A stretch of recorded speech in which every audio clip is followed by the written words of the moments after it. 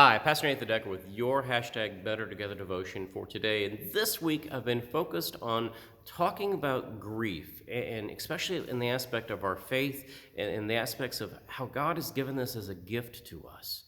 Because it's hard. You know, when we talk about life as life and death as a process, when we go about the process of death, it's not just that the person has died and that we go and we make arrangements for the funeral and all the busyness that takes place there, making sure we have enough death certificates and all that kind of stuff, things that most people don't ever think about. It goes on beyond that, sometimes for years, because of life insurance policies, bank accounts, and different things. But there are also deep moments of emotional pain that occur.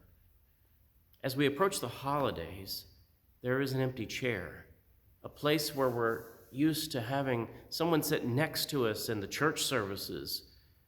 As we go home at night after the funeral's over, we open the closet and it's full of clothing.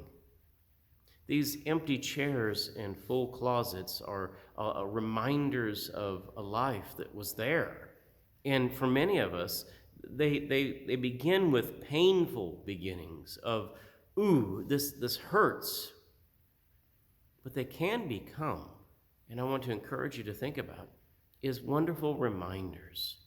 I've had folks that, as a pastor, who have asked me, well, what should I do? And my advice to them is honestly, do what feels natural.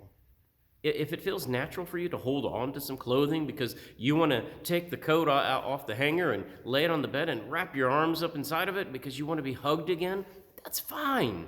If it feels normal for you to keep the reclining chair that sits empty and you're almost afraid to let anybody else sit in it because that was their chair, fine, that's okay.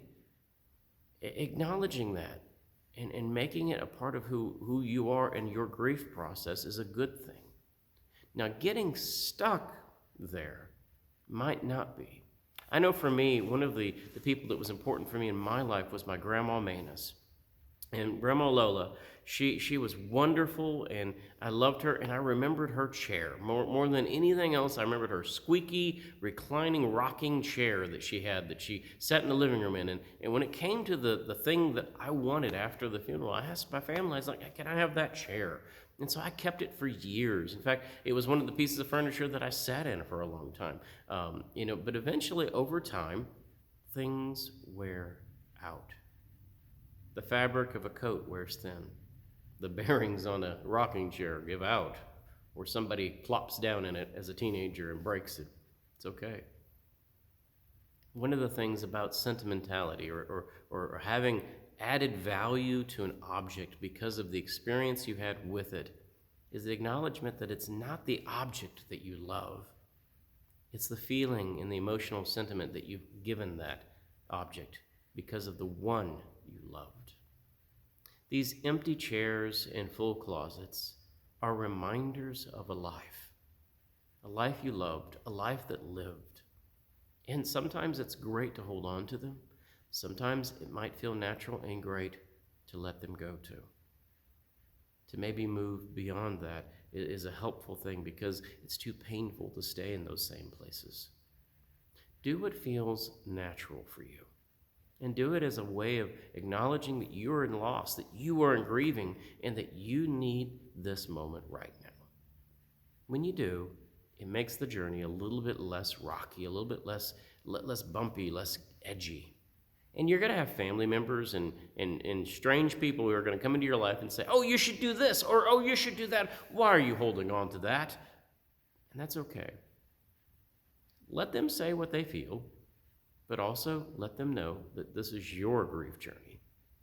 And you need to do what works for you, what helps you in the midst of your loss and your pain.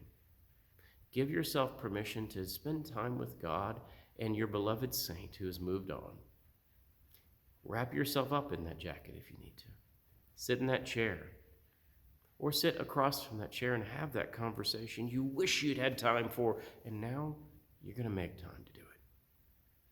Go and be among the empty chairs and within the full closets, and grieve.